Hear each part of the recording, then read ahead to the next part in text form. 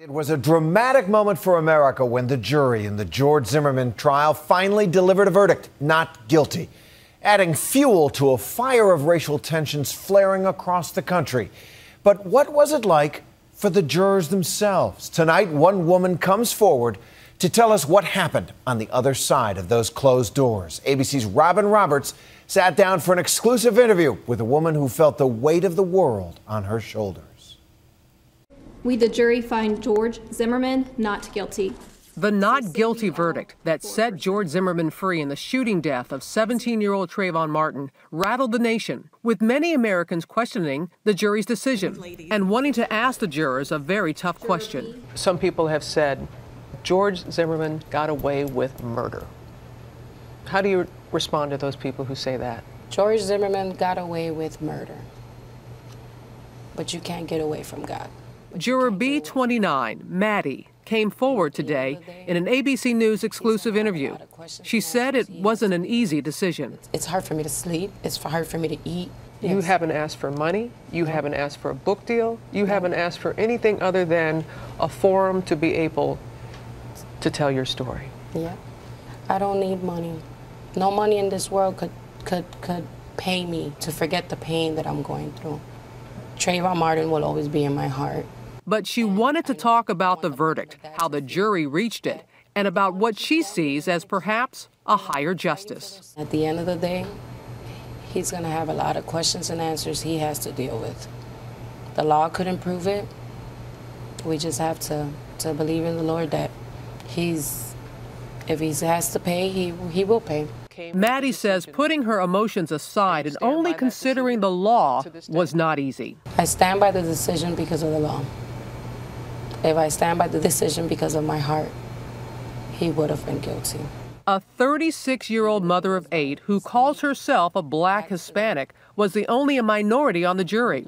Since the verdict and the public backlash, she says she has been ridden with guilt. I feel that I was forcibly included in Trayvon Martin's death. The shooting death of 17-year-old Trayvon Martin brought the issue of race in America back to the forefront. After Zimmerman's acquittal, outrage ignited across the country. So how do you respond when you see people who are making this about race, who are saying, had Trayvon not been a young black man, that the conversation would be different? Is it true?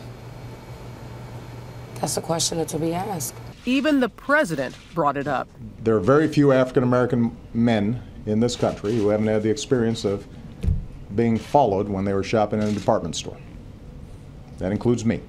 Just like Obama, I go to a lot of places and I get people to follow me sometimes. Trayvon Martin's parents' reaction to the verdict echoes the feelings of many Americans. I really didn't believe that he was not guilty. While George Zimmerman has remained silent, his parents spoke to ABC News, offering an apology to Trayvon's family. We are deeply sorry for this tragedy. But for Trayvon Martin's parents, Sabrina Fulton and Tracy Martin, the fight for justice continues as they consider a civil suit. It's not just about the Trayvon Martin case. Now it's about your kids. It's about other kids. 2 days after the verdict, another juror, B37, spoke to Anderson Cooper on CNN. I think both were responsible for the situation they had gotten themselves into. I think both of them could have walked away. There were some things that the other jurors said that you wanted to respond to. B37 used the word we. I guess because we were in the jury together, she put it all as in a group. And the way she made a lot of us sound was, we walk by color. And that's not what I do.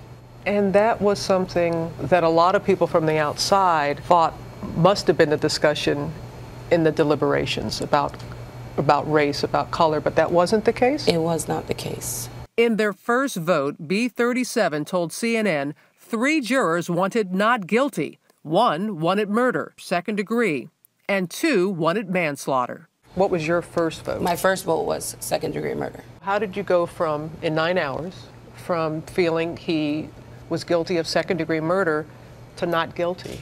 In between the 9 hours, it was hard. A lot of us that wanted to find something bad, something that we could connect to the law, because For myself, he's guilty because the evidence shows he's guilty. He's guilty of? Killing Trayvon Martin. But as the law was read to me, if you have no proof that he killed him intentionally, you can't say he's guilty. What was going on in your mind, your heart? I was a juror that was going to give him the hung jury. Oh, I was. I fought to the end. Do you have regrets that you didn't? Kind of. I mean, I'm the only minority, and I felt like I let a lot of people down. This polarizing case began in a gated community in Sanford, Florida. On February 26, 2012, Martin was walking back to a house where he and his father were staying. He caught the attention of the self-appointed neighborhood watch captain, George Zimmerman, who called police. This guy looks like he's up to no good or he's on drugs or something. They suggested he stay in his car. Are you following him? Yeah. Okay, we don't need you to do that. What happened next is in dispute, but there seems to be no question there was an altercation loud enough so that multiple neighbors called 911. At issue, who was the attacker? Oh my God, someone to be shot. Yes, the person is dead, laying on the grass. Zimmerman fired one gunshot and killed Trayvon Martin. Those 911 calls were believed to be crucial pieces of evidence. Whose voice did you think it was on the 911 call? I've never really paid mind to whose voice it was, because the evidence shows that people's voices change when you're in extreme motion. During the trial, the FBI's audio expert did testify that it is impossible to tell who was screaming for help. During their 16 hours of deliberations, the consideration of a possible manslaughter verdict weighed heavily on Maddie. When you all sent that note to the judge asking for an explanation on manslaughter, what was that about? What we were trying to figure out was manslaughter. In order to be charged, we had to prove that when he left home, he said, I'm gonna go kill Trayvon Martin. Her own lawyer, David Chico, says even legal experts would have been confused. And I've thought a lot about it, and I haven't really been able to come up with, with really another charge, except, I mean, I think manslaughter was a charge that could be put forth. Maddie says she had no idea that the world was watching so closely. Solidarity! After the jury was released, she says she crumbled as the negative news reports about their verdict erupted. I literally fell on my knees and I broke down. My husband was holding me. I was screaming and crying. And I kept saying to myself, I feel like I killed him. And I feel that if they would put the law and a lot of people would read it, they would understand the choices that they gave us.